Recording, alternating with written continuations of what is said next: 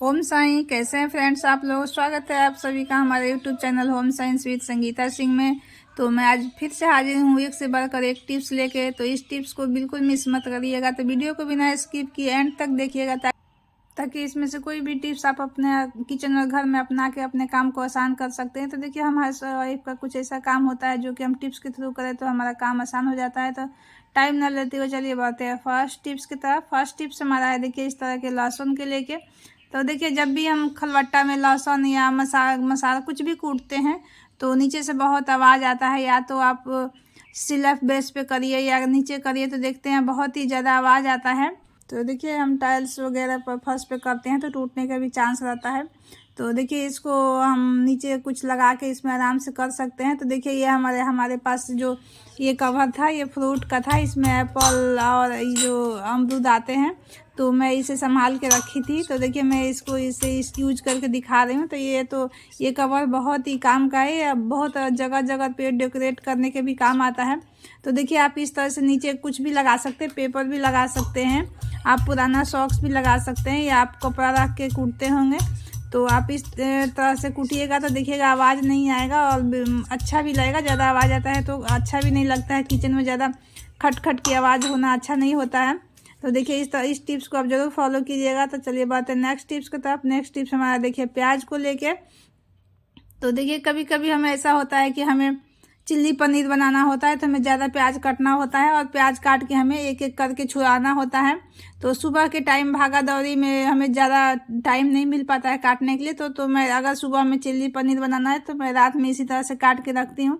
तो देखिए, इसको काटने के लिए हमें देखिए इस तरह प्याज का जो ये अंदर का जड़ होता है इसे पूरा डीप करके निकालना होता है ताकि एक एक करके प्याज अलग अलग आसानी से छूट जाए। तो आप इसे डीप करके निकाल दीजिएगा तो इसको काटने में बहुत आसानी होता है। तो ये बहुत आसानी से एक एक करके प्याज अलग अलग हो जाएगा। ये जड़ रहता है तो ये पकड़े रहता है, इससे हमारा प्याज अलग अलग नहीं होता है, बहुत टाइम लगता है। तो देखिए, इस तरह से आपको तीन टुकड़ा करना है।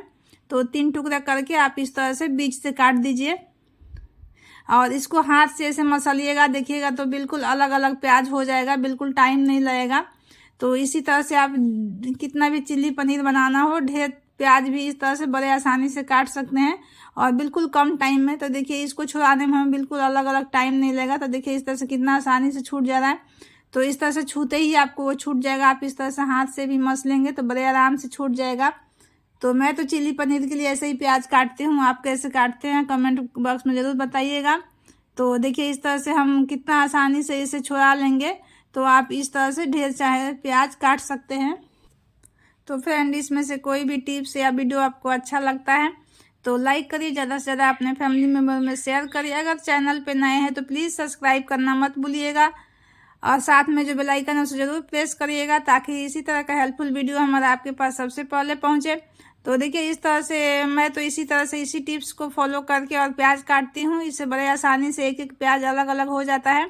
तो देखिए, चिल्ली पनीर के लिए हमें हमेशा ही मोटे मोटे प्याज और अलग अलग करके इसे निकालना पड़ता है एक एक करके, तो इसे बहुत टाइम लग जाता है।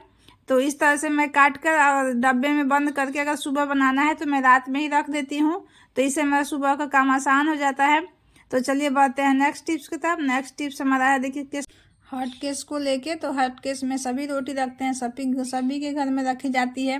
तो देखिए, हॉट केस में रोटी रखने के बाद जब भी हम इसे धुल के सुखाते हैं तो ये होता है कि कभी कभी ये हमारा अच्छे से नहीं सूख पाता है। तो अगर हम उल्टा करके रखते हैं तो ये बिल्कुल अच्छे से नहीं सूखता है, उसके साइड में जाके इसका पानी इकट्ठा हो जाता है और फिर हम जैसे ही सीधा करेंगे तो नीचे पानी आ जाता है और ये पानी उसके थ्रू ये नीचे इसके अंदर चला जाता है। तो इससे हमारा हॉट केस से बैड स्मेल आने लगता है। तो देखिए, इसको दूर करने के लिए हमें लेना है न्यूज़पेपर लेके न्यूज़पेपर के टुकड़े कर लेना है और इस टुकड़े को हमें ज़्यादा बारीक नहीं करना है, आप अपने हिसाब से कर लीजिए, बिल्कुल ना छोटा ना बड़ा, ताकि अच्छे से इसे हॉट केस में सेट हो जाए।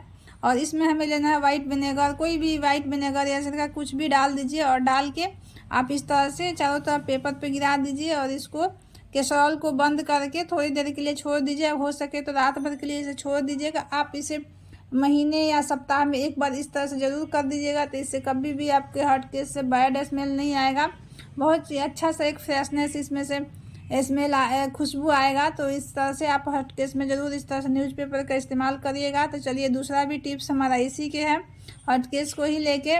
तो देखिए हर केस में सभी लोग रोटी रखते हैं, लेकिन क्या होता है कि हम कभी कभी कपड़े भी डालते हैं, हैंकी भी डालते हैं, तब भी हमारे नीचे का रोटी देखिएगा ख़राब हो जाता है।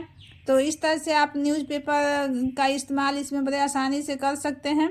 तो हमें न्यूज़पेपर पर कभी डायरेक्ट रोटी नहीं रखना चाहिए,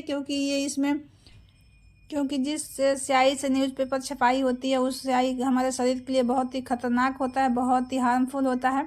तो इसलिए हमें कभी किसी भी चीज़ को न्यूज़पेपर पर नहीं रखना चाहिए। न्यूज़पेपर कभी भी डायरेक्ट खाने वाले चीज़ के साथ नहीं यूज करना चाहिए। कोई भी चीज़ हमें खाने वाला डायरेक्ट इसमें नहीं रखना चाहिए। तो देखिए इस तरह से हम नीचे रखेंगे, लेकिन इसके ऊपर से भी हम कुछ रखेंगे ताकि बिल्कुल हमारे रोटी से ये टच ना हो। तो देखिए हम इस तरह से स्टैंड रखेंगे, या कोई भी छोटा सा घर में जो प्लेट होता है उसको स्टैंड नहीं है तो प्लेट रख देंगे या हैंकी रख देंगे। तो सबसे अच्छा तो स्टैंड या प्लेट होता है, हैंकी से भी हमारा न्यूज़पेपर में नीचे से टच होने का चांस रहेगा। तो मैं तो इस तरह से स्टैंड रखती हूँ या छोटा प्लेट रखती हूँ। उसके बाद हम इसे रोटी इसमें रख सकते हैं, तो ये रोटी हमारा बिल्कुल ख़राब नहीं होगा। तो देखिए हमारा नेक्स्ट टिप्स भी है न्यूज़पेपर से ही। तो न्यूज़पेपर सिर्फ हम पढ़ के फेंक देते हैं, लेकिन न्यूज़पेपर भी हमारे किचन और घर में इतना सारा यूजफुल होता है, जिससे हम यूज करें तो बहुत सारा हमारा काम इससे आसान हो जाता है। तो देखिए न्यूज़पेपर हम इस तरह से, हम जब भी देखिएगा रोटी बनाते हैं तो हमारा स्लैब बेस कितना गंदा हो जाता है। तो इसको हम गंदा ना होने से बचाने के लिए हम इस तरह से देखिए न्यूज़पेपर नीचे फैला देंगे और उसके ऊपर हम रोटी बनाएंगे। तो देखिएगा हमारा स्लैब बेस बिल्कुल गंदा नहीं होगा। तो हमारा इससे टाइम भी बचेगा सफाई करने का, और हमारा जो ये वेस्ट जो आटा होता है वो भी वेस्ट नहीं होगा। तो हम इस तरह से झाड़ के इसको दोबारा भी यूज कर सकते हैं, या तो हम इसे चींटी को भी दे सकते हैं। तो देखिए इस तरह से बनाने में हमारा दो काम बहुत आसान हो जाता है। तो देखिए इस तरह से आप अगर न्यूज़पेपर का अलग अलग किचन में यूज करिएगा तो बहुत सारा ऐसा यूज होगा जिससे हमारा काम भी आसान होगा और हमारा टाइम भी इससे बचेगा। तो सिर्फ हम न्यूज़पेपर हमारा फेंकने के लिए नहीं होता है कि हम पढ़ें और उसको कूड़े कचरे में फेंक दें। तो इस तरह से आप अलग अलग बहुत सारा यूज कर सकते हैं। तो इसमें मैं न्यूज़पेपर का ही यूज करके दिखाई हूँ, बाकी इसका बहुत सारा और भी यूज है, तो अगले वीडियो में वो भी दिखाऊंगी। तो देखिए इस तरह से हमारा रोटी भी बन गया। अब मैं दिखाती हूँ झाड़ के कि हमारा स्लैब बेस कितना साफ़ सुथरा है, बिल्कुल गंदा नहीं हुआ है। तो इसमें हमें साफ़ करने में कोई टाइम नहीं लगेगा, ना ही इसमें हमारा टाइम वेस्ट जाएगा। तो देखिए ये जो भी आटा बचा है हम इसको फिर से हम यूज कर सकते हैं।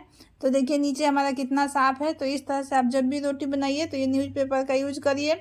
आप एक सप्ताह यूज करने के बाद इसे फेंक दीजिए, फिर दूसरा यूज करिए। तो इस तरह से हम अपने न्यूज किचन में यूज करके हमारा काम आसान कर सकते हैं। तो आज के लिए बस इतना ही, मिलते हैं अगले वीडियो में। वीडियो देखने के लिए धन्यवाद।